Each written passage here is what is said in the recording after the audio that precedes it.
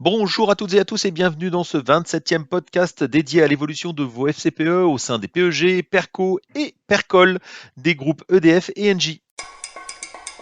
Soit dit en passant, écoutez l'analyse de la CFE Énergie sur l'actualité des industries électriques et gazières, sans bobards ni blabla. Comme d'habitude, je vais commencer par l'analyse du contexte économique mondial pour terminer par un commentaire plus spécifique des FCPE sur le mois d'avril.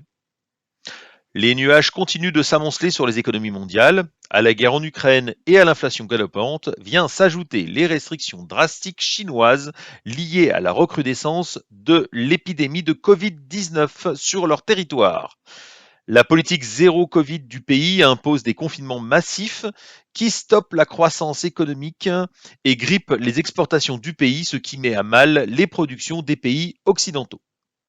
En parallèle, les statistiques ont envoyé de nombreux signaux négatifs, et en particulier aux États-Unis où le produit intérieur brut du premier trimestre s'est contracté de 1,4% alors que les économistes prévoyaient au contraire une croissance de 1,1%.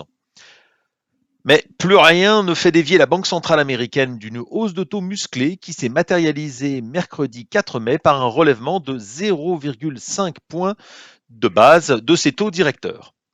Et cette tendance ne devrait pas s'arrêter puisque la Fed a annoncé plusieurs relèvements supplémentaires d'ici la fin de l'année.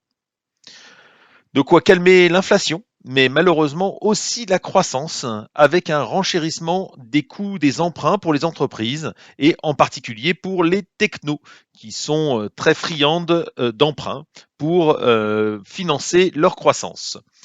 La Banque européenne, elle, reste dans une posture attentiste, car elle est coincée entre l'inflation et le risque de voir une crise sur les dettes souveraines des pays fortement endettés si elle remonte ses taux. Il est néanmoins probable qu'elle n'ait plus le choix tant l'envolée des prix des matières premières se propage dans l'économie réelle, ce qui fait peser un risque important d'une inflation incontrôlable. Toutes ces nouvelles ont enflammé les marchés financiers avec une volatilité qui reste élevée et un pessimisme qui emporte tout sur son passage, et en particulier aux États-Unis, malgré des publications trimestrielles d'entreprises globalement qualitatives.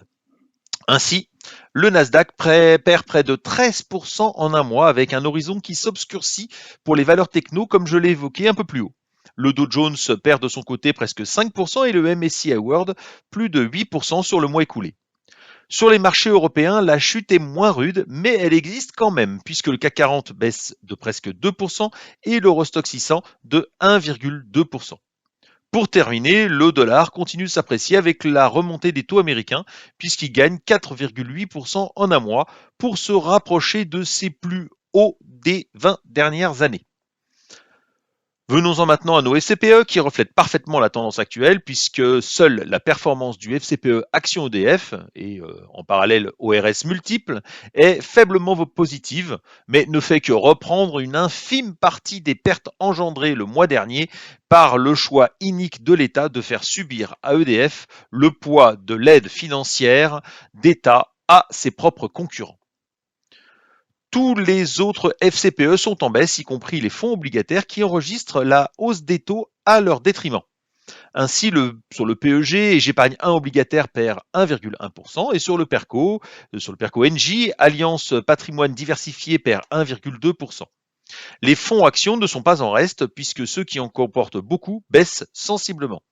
C'est le cas particulièrement d'Épargne Action Monde sur le PEG, très exposé au marché américain, qui perd 2%, ou Cap Long Terme sur le PERCO EDF, et Sélection DNCA Euro PME et Comgest Action Internationale sur le PERCOL Engie, qui baisse entre 2 et 4% sur le seul mois d'avril. Voilà, c'est terminé, je vous retrouve donc le mois prochain pour une nouvelle analyse de nos FCPE. À très bientôt, au revoir.